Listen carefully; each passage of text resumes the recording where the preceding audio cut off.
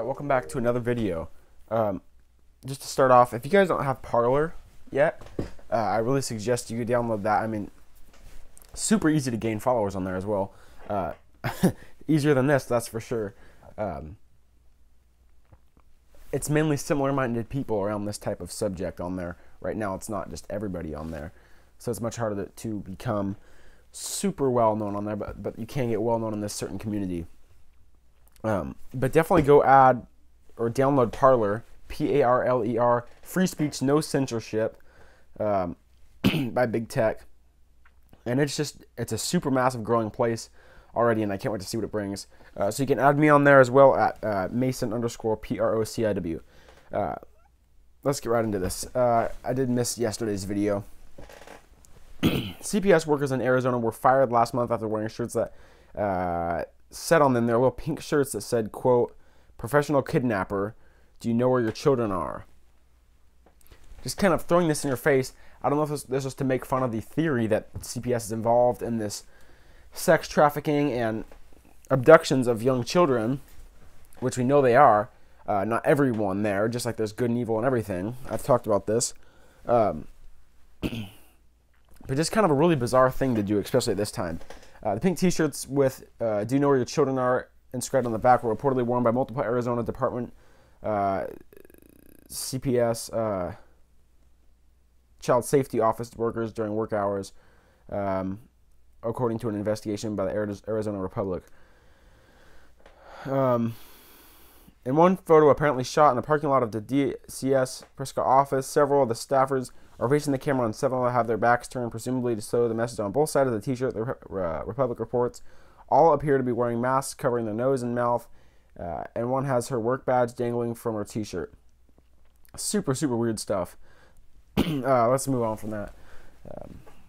Law enforcement officers in Portland have been doxxed, means putting their address out for everybody to see, by Antifa. And Antifa had the green laser pointers. They were blinding the officers. Now the officers have to have laser protective glasses like you use for an eclipse or something like that, or welding, but that you can still see out of clearly.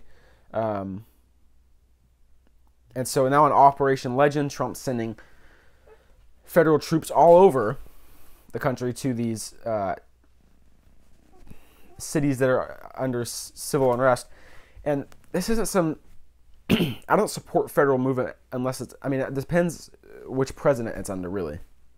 When we had Waco happen years back, that was specially chosen federal agents. I was talking about this in the other video where they had the police officers specially chosen for the masks, specially chosen officers to go sent in to go kill Americans. This is not what this is. Antifa is literally a true enemy funded by billionaires, and then you send in federal agents to do this. So these are no just average federal agent is chosen to get put into these situations. It's certain they're specially chosen. I'm just going to put it that way. And again, it depends on the president, who the president is. And this is not Trump being a dictator or anything. This is law and order, simply coming in to break up what is being funded and pushed.